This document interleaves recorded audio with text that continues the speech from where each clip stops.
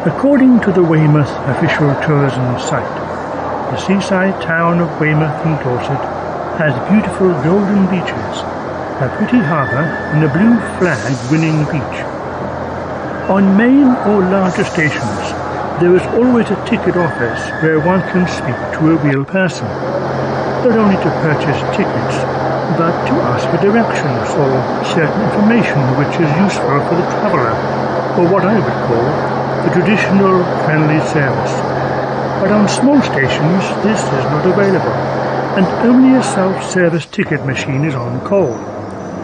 I imagined what happened was that they called in the local economist to do a time and motion study to ascertain what savings could be made, and therefore, in the interest of the company, manpower became the self-service power, and the conclusion was thus.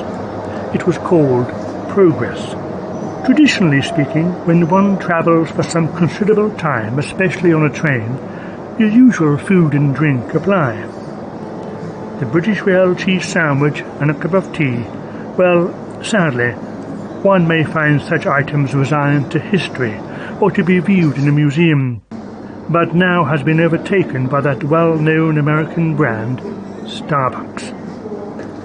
Ordering such a simple thing as a cup of coffee turns into a complexity of terminology that is as baffling as the local economist speaking about why the economy is sinking, or a weather person giving such details as to the highs and lows. Cappuccino, latte, Americano is the new lingo.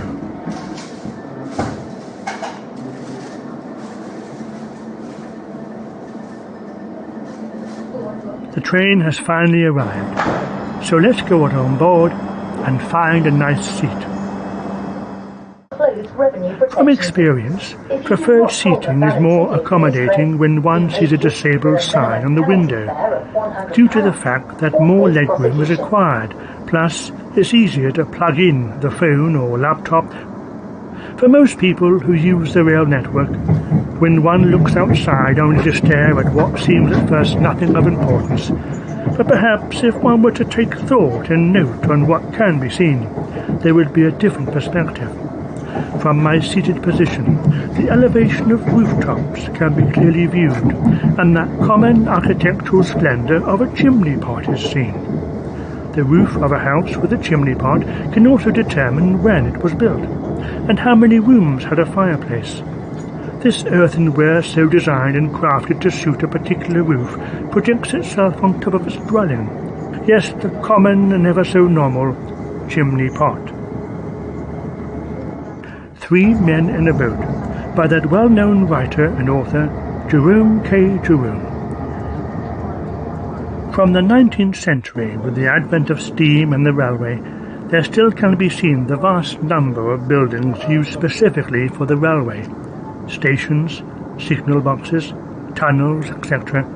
The stations themselves still have the traditional sash windows, red brick, with a slated roof, and traditionally many of them were home to a station master, who was responsible for their station. Arriving at Bournemouth Station, which is a seaside town of Dorset, just like Weymouth and Poole, this station was designed by William Jacob, who was the chief engineer of the London and South Western Railway, and was opened in 1885. At this point of time, the railways had steam trains, and this must have been a huge industry then as it is still today. At the end of the steam era came electrification, and with this the new design of engine for a railway locomotive. Technology never sits down and has a cup of tea, hasn't got time, and always in a rush, moving forward. Finally arriving at Weymouth, which is the final stop, and walking towards the exit, one sees overhead the times of train for London Waterloo. The time being just gone 2 p.m. gives me plenty of time to get to the B&B, drop off my bags, and have a wander round the place. Before exiting, it's always good to find out the times of trains on the return journey, to plan ahead, and so gives one an idea of what to expect.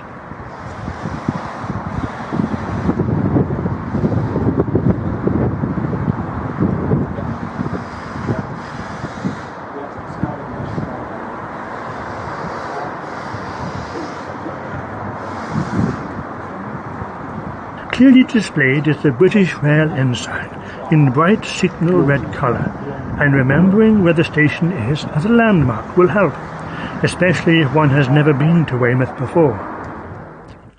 From the High Street one can see the town clock, called the Jubilee Clock Tower, built in 1888 to commemorate the 1887 Golden Jubilee of Queen Victoria. It is designated a listed Grade 2 building in 1974.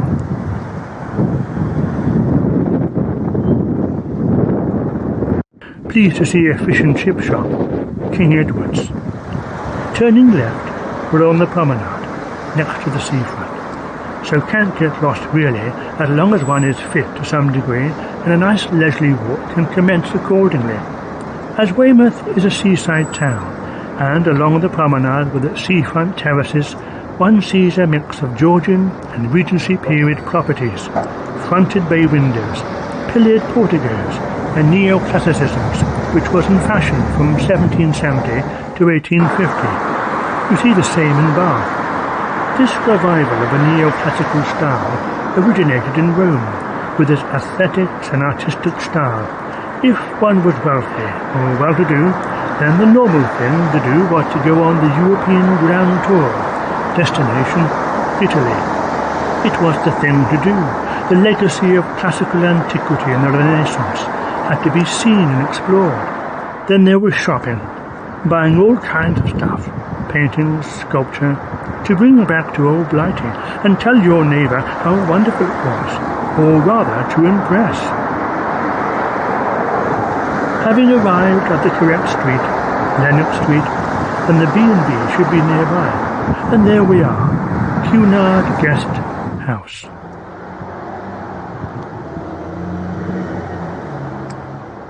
After being given the key to my room, number 6 upstairs, and let's have a look inside.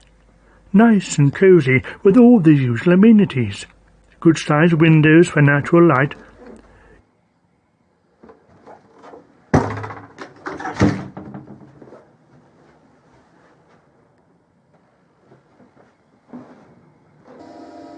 After leaving my bags in the room, let's go outside and have a wander round.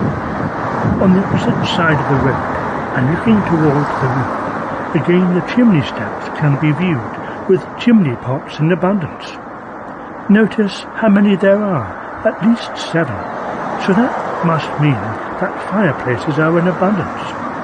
Considering such properties were built in the 19th century, on the promenade the view is of the back of the property. Normally there was at least 5 floors, or even more.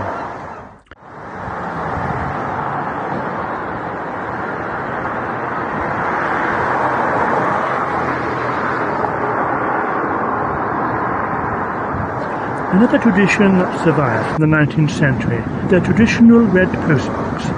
This vibrant cherry-red colour is seen up and down the country, signifying Royal Mail, and the postbox has information as to when the collection will occur, on what day, and time of day. The challenge becomes when one posts a letter on Monday, first class, and then it gets lost in the post. From the postbox, a certain hotel appears with the name Lawrence of Arabia Hotel. Did he really stay here? Next door, we see Musgrove Place, which reminds me of Sherlock Holmes with that classic episode called The Adventure of the Musgrove Ritual. Most peculiar how the memory conjures up the past.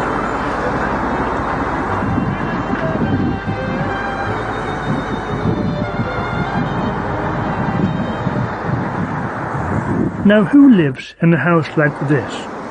Yet, if one wanted to buy a property here on the promenade, how much would it cost?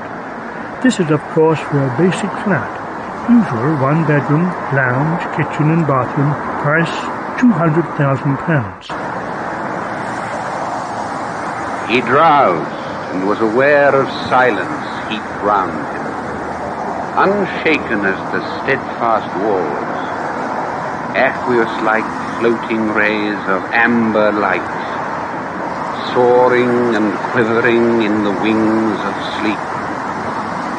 Silence and safety and his mortal shore, lipped by the inward moonless waves of death. Someone was holding water to his mouth. He swallowed, unresisting, moaned and dropped through crimson gloom to darkness, and forgot the opiate throb and ache that was his wound. Dedicated to the men and women of the merchant navy and fishing fleets, who gave their lives willingly for the freedom of others.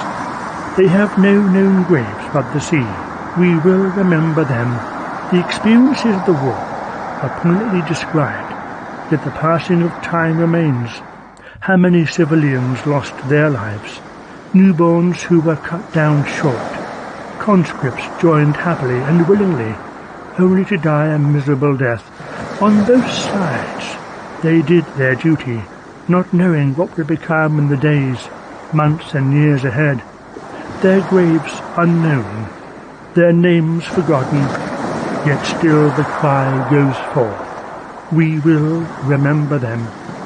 Nearing the ending of the day, the sun shines forth, glistening upon the silky waves. Fading is the light, waiting for the new day.